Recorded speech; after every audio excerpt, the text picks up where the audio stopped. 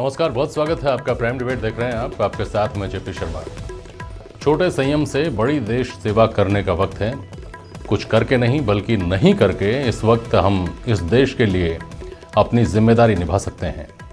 नहीं करने का मतलब घर पर रहना, सड़कों पर नहीं निकलना, कोरोना का वाहक यानी व्हीकल नहीं बनना, इस जानलेवा बीमारी की चैन को तोड़ने का जरिया बनना, होम वॉरियर बनकर सोसाइटी और कोरोना के बीच की दीवार बनना, अपने को बचाना और अपनों को बचाना। गौर करिए, अगर देश, समाज और खुद के लिए हमको कुछ दिन घर से नहीं निकलने का योगदान देना है तो क्या ये बहुत बड़ा योगदान है? युद्ध के दौरान लोगों ने कई बार अपनी सहूलियतें छोड़ी ही हैं, तो कोरोना के खिलाफ युद्ध में हम कुछ दिन अपनी सुविधाएं छोड़कर घर क्यों नहीं रह सकते? हमें ये करना ही होगा। बचाव का और कोई रास्ता नहीं है और आज हम इस पर प्राइम डिबेट में चर्चा करेंगे। ये समझने और आपको समझाने की कोशिश करेंगे कि क्या कोरोना के खिलाफ जंग में बेपरवाही सबसे बड़ा रोड़ा बनी हुई है।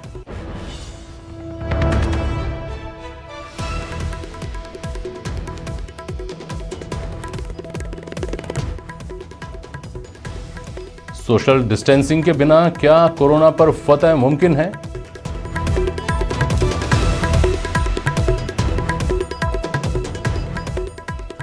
और घर बैठे आई देश सेवा की गंगा से परहेज आखिरकार क्यों?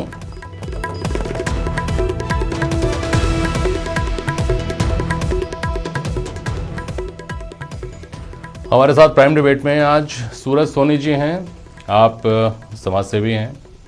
डॉक्टर राजेश गुप्ता हैं, आप चिकित्सक हैं। और संगीता गौड़ हैं हमारे साथ, आप सोशल एक्टिविस्ट हैं। अपने अपने क्षेत्र में आप लोग बहुत शिद्दत के साथ काम कर रहे हैं और इस वक्त कोरोना के खिलाफ जो जंग है उसमें अपनी भूमिका बहुत शिद्दत के साथ निभा रहे हैं। बहुत स्वागत करता हूं मैं आप सभी का। डॉक्टर राजेश जी, पहले आपके पास आ रहा हूं। जब कोरोना शब्द से इस देश का परिचय हुआ था तब बहुत गंभीरता से लोगों ने कोरोना को नहीं लिया था। उसके बाद धीरे धीरे महीने, 1.5 महीने, 2 महीने के दरमियान ये स्थितियां आ गई कि जनता कर्फ्यू को भी अपार समर्थन मिला, लोग अपने आप घरों से नहीं निकले। और अब जब लॉक करने की बात आ रही है, अपने आप को घर में रखने की बात आ रही है अपने आप को, तो भी बाय एंड लार्ज लोगों का इसको लेकर समर्थन है। कुछ अपवादों को अगर छोड़ दें तो, कुछ बेपरवाही या लापरवाही को छोड़ दें तो आगे ये रास्ता किधर जाता हुआ दिख रहा है जो अब तक हुआ उसके हवाले से? देखिए, सबसे पहले तो मैं आपको ये बताना चाहूँगा कि हमारे देश में लोगों को थोड़ी गलतफहमियां थी। लोग ये मान रहे थे, जब ये चाइना में शुरू हुआ था, वुहान में जब ये शुरू हुआ था, वहाँ जब मौतें हो रही थी, तो लोगों को ये भ्रम था कि ये गर्म प्रदेश में नहीं फैलेगा। हम लोग थोड़ा गर्मी में रहते हैं, यहाँ का वातावरण थोड़ा गर्म है और निकट आने वाले समय में गर्मियाँ आ ही रही थी। तो लोगों को ये भ्रम था कि अब तो गर्मियाँ आने वाली है, अब हमारे यहाँ ये वायरस नहीं आने वाला है और हम इससे बचे रहेंगे, चाइना से बचे रहेंगे जी। और इसी तरीके से लोगों ने कुछ सावधानियां या सहूलियत पहले से नहीं बरती, बेपरवाह हो गए। लोगों का ध्यान तब गया, तब यह इटली तक पहुंचा, ईरान में पहुंचा और अमेरिका जैसे समृद्ध जो देश थे वहां तक पहुंचा। तब लोगों का थोड़ा ध्यान गया कि कहीं जब इतने जो चिकित्सा की दृष्टि से है, सब तरीके से समृद्ध हैं, जब वहाँ पर ये बहुत तेज़ी से फैल रहा है तो क्या ये हिंदुस्तान में नहीं फैलाएगा? उसके बाद भी लोग नहीं संभले जी। विदेशों से आते रहे, स्क्रीनिंग नहीं कराते रहे। तब जब हमारे यहाँ पहला केस पकड़ा गया, जब पहला केस हमारे नज़र में आया, तब हम लोग थोड़े से चौकन्ने हुए। लेकिन तब तक भी हम असावधान थे कि अभी 1 या 2 केस हैं, वो भी विदेश से आए हैं, क्या फ़र्क पड़ता है, ये इतना फैलता नहीं है। और उसकी स्प्रेडिंग जो क्षमता थी इस वायरस की, उसको हमने नज़रअंदाज कर दिया कि कितनी तेज़ी से फैला है। हमने चाइनाज के डाटाज नहीं लिए कि चाइना में शुरू तो चाइना में भी किसी एक आदमी से ही हुआ था, लेकिन एक से होते होते पूरे चाइना को निकल गया वो, इतनी मौतें हो गई। उसके बाद भी हम नहीं संभले, विदेश से लोग आते रहे और कुछ लोग तो ऐसे थे बेपरवाह, जबकि एडवाइजरी शुरू से ही थी कि भाई जो लोग विदेश से आ रहे हैं वो अपना चेक कराएं या अपने आप को आइसोलेट रखें। लेकिन लोगों ने ध्यान नहीं दिया, लापरवाह थे और फिर वो तेजी से भारत में अपने पैर पसारने लगा। तब जाकर के जब ये आंकड़ा 20-25 तक पहुंचा, सरकार तो शुरू से ही चौकन्नी थी, सरकार ने एडवाइजरी भी चालू कर दी थी। लेकिन आपने अभी न्यूज चैनल्स में पढ़ा होगा कि इतने जो पढ़े लिखे लोग हैं, जैसे बॉम्बे में वो गायिका थी जो सॉरी लखनऊ की जो गायिका थी, वो आई और उन्होंने जब जानते हुए भी विदेश से आई, अपने आप को आइसोलेट नहीं किया, और आइसोलेट नहीं करने के कारण वो एक से दूसरे, दूसरे से तीसरे, ऐसे कितने लोग संदिग्ध हो गए अपने आप। तो ये लोगों ने समझदारी से काम नहीं लिया, और अब जाकर के गवर्नमेंट ने थोड़ी स्ट्रिक्टनेस दिखाई और लोगों को अब ये समझ में आया, अब जाकर के भारत के लोगों को समझ में आया है कि नहीं, ये गर्म देशों में भी फैल सकता है। और यही कारण था कि जब लोगों को डर लगा, तो पहली बार आपने देखा होगा कि जब 22 मार्च को प्रधानमंत्री मोदी ने जब सेल्फ जो कर्फ्यू की बात कही, हाँ, जो जनता कर्फ्यू जो लगवाया, तो उसमें लोगों ने पूरा साथ दिया, क्योंकि लोगों को इसकी गहनता का पता लग चुका था, लोगों को इसकी गंभीरता का आकलन हो चुका था। लेकिन फिर भी कुछ लोग अभी भी थोड़े से बेपरवाह हैं। उन कुछ लोगों के बारे में हमको बात करनी है। लेकिन उससे पहले मैं डॉक्टर साहब आपसे ये समझना चाह रहा हूँ कि ये जैसे आपने कनिका कपूर का उदाहरण दिया, उस तरह के बहुत सारे लोग हैं जिनको पता ही नहीं होता कि मुझे कोरोना हो गया है, मुझे डॉक्टर के पास जाना चाहिए। आदमी इस बेपरवाही में रहता है कि मैं ठीक हूँ, मैं बिल्कुल ठीक हूँ। उसी बेपरवाही में वो बहुत सारे लोगों से मिल लेता है। ऐसे कई एग्जाम्पल आ चुके हैं सामने। ये पता कैसे चले? या फिर मतलब इसके उलट ये हो रहा है कि छोटी मोटी खांसी जुकाम जो होती रहती है वो हो रही है, तो मन में डर बैठ गया कि मुझे कहीं कोरोना तो नहीं है। तो ये पता कैसे चले कि मैं इस बीमारी से 2-4 हो चुका हूं कि नहीं? जी देखो, इसके पहले तो सबसे बड़ी चीज है कि आप किस जगह से आ रहे हैं। आप अगर विदेश से आ रहे हैं तो 100% जो भी बाहर से आ रहा है, जहां ये बीमारी स्प्रेड कर चुकी है, वहां से कोई भी आने वाला व्यक्ति कोरोना का संदिग्ध हो सकता है जी। वो अपने आप को कोरोना का संदिग्ध मानते हुए खुद को आइसोलेट करे, उसमें सरकार की जरूरत नहीं है। वो खुद अपने घर आए, घर वालों से मिले, मतलब मिलने का मतलब टच में नहीं आए, और वो अपने कमरे में आइसोलेट रख ले, तो वो आगे सोसाइटी में स्प्रेड नहीं करेगा जी। दूसरा कि अगर आप के जैसे इसके सबसे बड़ी बात है कि इसके इनिशियली सिम्टम्स सर्दी, खांसी, जुकाम या गले में दर्द होता है, या टेम्परेचर होता है, फीवर होता है। आपका कई बार ऐसा भी होता है कि स्क्रीनिंग में आप नहीं आ पा रहे, तो भी ऐसा नहीं है कि आप अपने आप को आइसोलेट ना करें। तो अगर इस तरीके से छोटे मोटे आपको सिम्टम्स दिख रहे हैं और आपको लग रहा है कि आपका टेम्परेचर बढ़ रहा है, आपकी थोड़ी उस खांसी आ रही है या स्नीजिंग हो रही है, आपके नेजल डिस्चार्ज हो रहा है, तो भी आप अपने आप को परिवार से आइसोलेट रखें। ठीक है, तो आप अपने सोसाइटी को बचा पाएंगे, क्योंकि आपको उसको स्प्रेड होने से आप उस चीज के ब्रेक पॉइंट बन जाएंगे।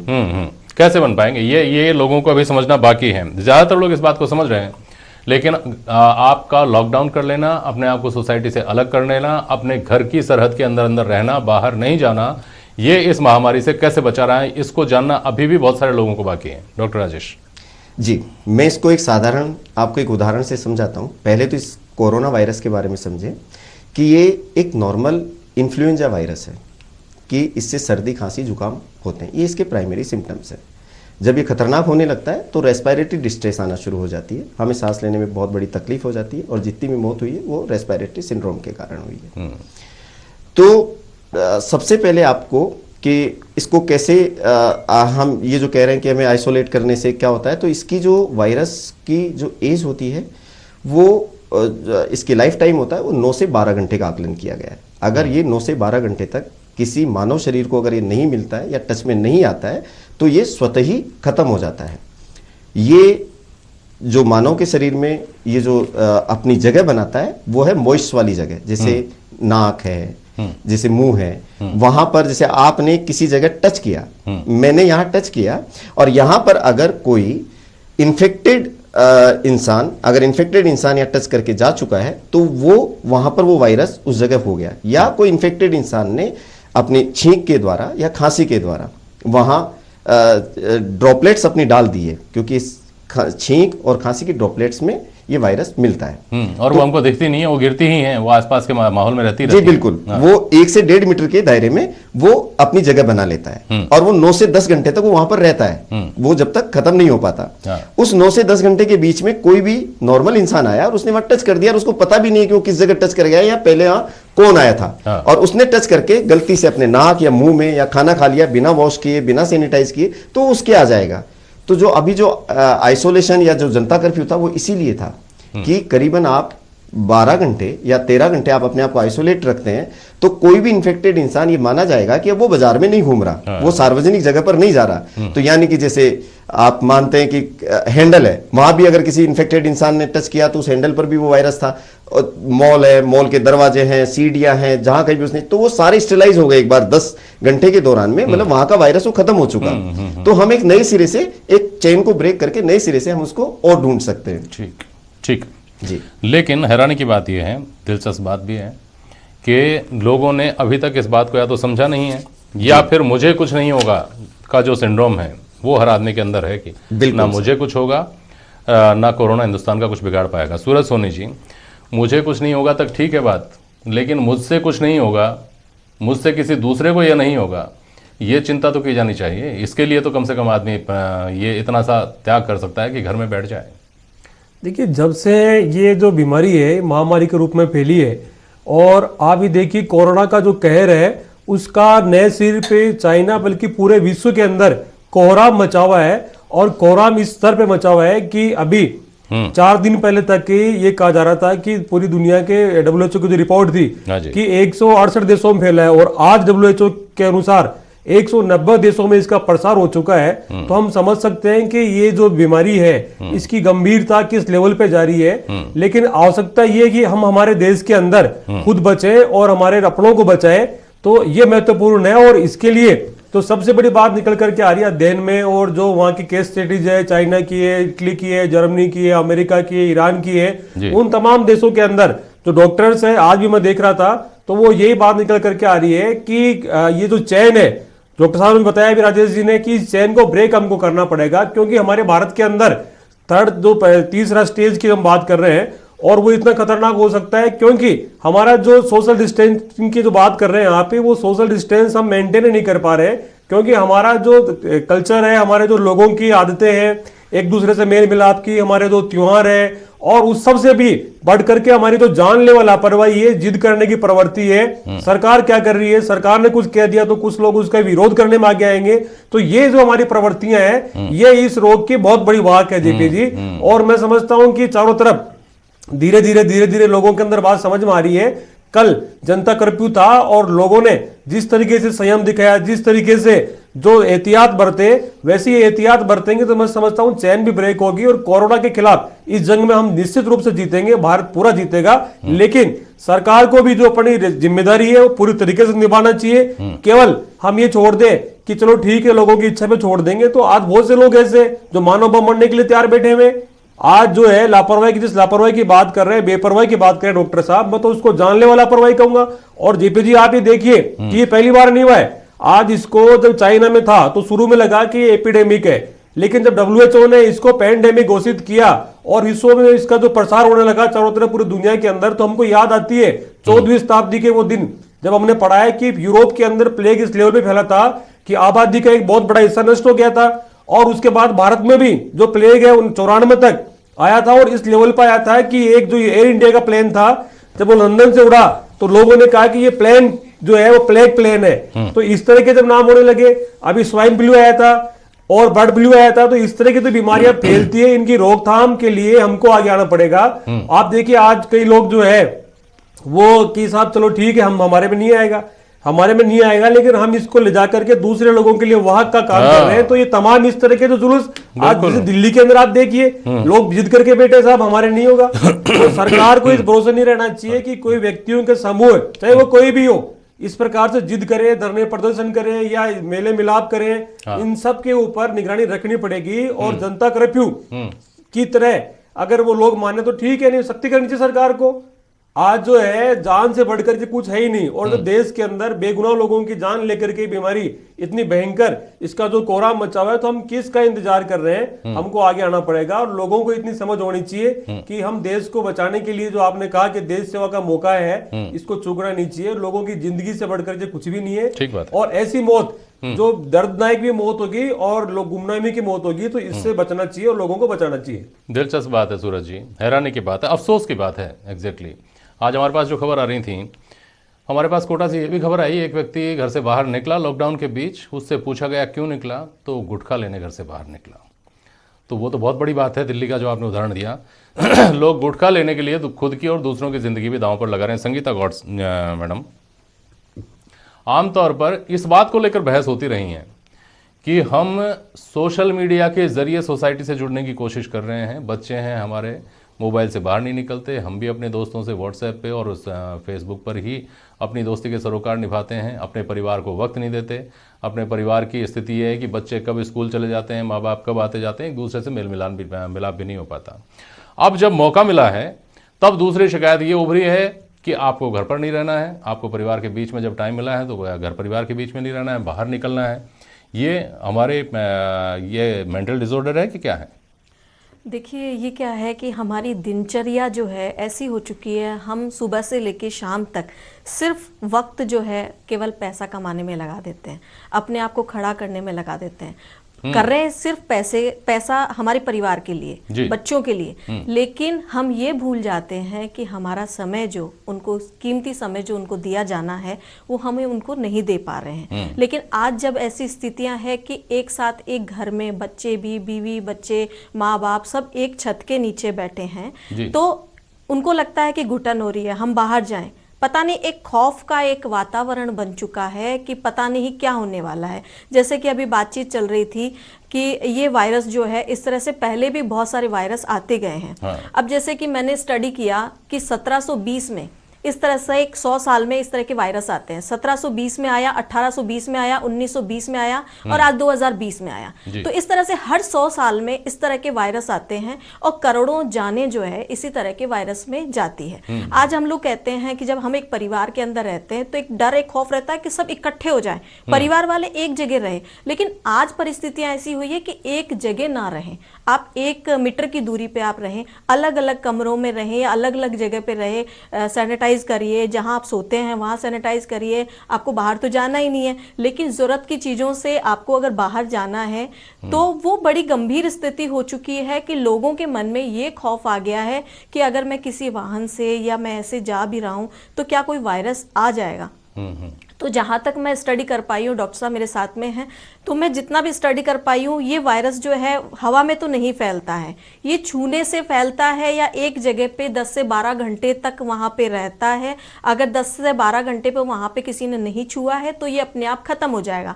शरीर के अंदर गया, अपने नाक से, अपने मुंह से अगर अपने शरीर में गया है तो उसमें यह समस्या हो सकती है कि अंदर जाके वो इतना बड़ा भयानक विकार ले सकता है, बहुत बड़ी बीमारी बना सकता है हमारे अंदर।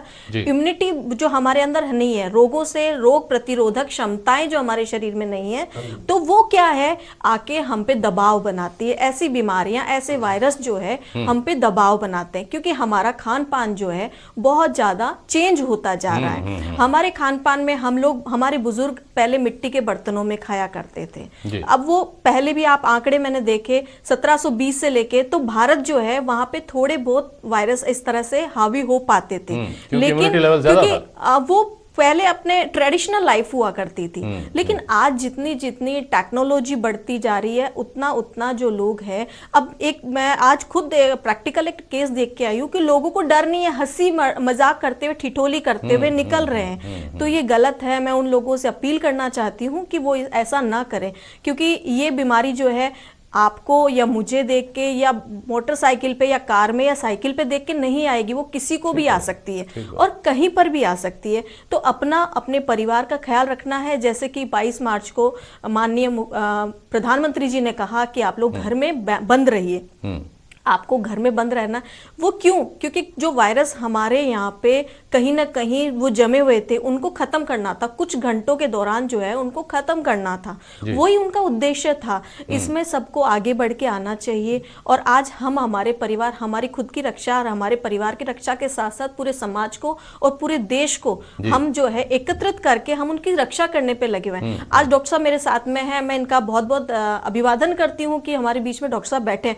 लेकिन आज एक देखिए कि मेडिकल एक चिकित्सा कर्मी कितने हैं एक मुट्ठी भर लोग हैं, लेकिन हमारी आवाम जो है बहुत बड़ी है, बहुत ज्यादा जनसंख्या है, उस पे वो मुट्ठी भर लोग कितनी आपकी सेवा कर पाएंगे। पुलिस जो है एक मुट्ठी भर है, आपको उनका सहयोग करना चाहिए। पुलिस में आप घर में बैठ सकते हो, लेकिन डॉक्टर्स हैं, क्या उनके घर नहीं है? क्या उनके परिवार नहीं है? क्या पुलिस कर्मी जो है उनका घर परिवार नहीं है? आज मैंने सुनी, आज ही मेरे सामने घटना है कि पुलिस के लोगों को भी इस वायरस ने पकड़ लिया। क्यों? क्योंकि वो लोगों से रोजाना इंटरेक्ट कर रहे हैं, मिल रहे हैं। तो आपको इसमें सहयोग करना चाहिए। ठीक बात है, और कम से कम इतना सहयोग तो करना ही चाहिए। ये तो जोखिम के मोर्चे पर जाकर कर रहे हैं, डॉक्टर्स हैं, पुलिस है। हमको तो सिर्फ इतना ही करना है कि हम अपने घर पर रहें। जी, चैन जो बन रही है, उस चैन की एक वो कड़ी बन जाए जो बीच में से टूट गई है तो आगे नहीं बढ़ रही है। जहाज का वो हिस्सा बन जाए जो अगर सुराख बन गया तो पूरा जहाज डूब जाएगा। तो डॉक्टर राजेश गुप्ता, 20 सेकंड में लास्ट में आपके पास हैं, आप अगर कोई मैसेज इसको लेकर के देना चाहते हैं तो अपनी बात बोलिए। देखिए, मैं आप सभी को इतना कहना चाहता हूं कि आप सभी अगर आप खुद का ख्याल रख रहे हैं तो आप अपनी सोसाइटी का ध्यान रख रहे हैं, और आप अपनी खुद का भी रख रहे हैं, सोसाइटी का हिस्सा, सोसाइटी को बचा रहे हैं। मैं कह रहा हूं ये देश सेवा का बहुत बड़ा मौका है आपके पास। आप मानिए कि आप सोल्जर्स हैं, सीमा पर बंदूक के साथ लड़ते हैं, वो भी अपने घर वालों से 6-6, 7-7 महीने दूर रहते हैं और फिर वो अपने देश की सेवा करते हैं।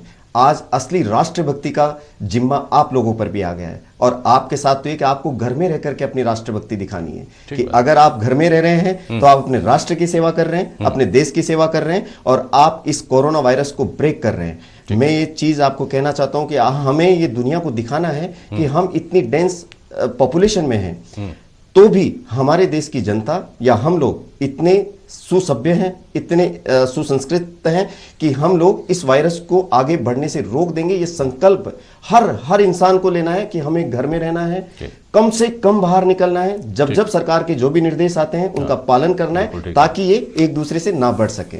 चलिए ठीक है, स्टे होम, स्टे सेफ। बहुत शुक्रिया आप सभी का आज प्राइम डिबेट में शामिल होने के लिए। आज के लिए बस इतना ही। नमस्कार। Thank you.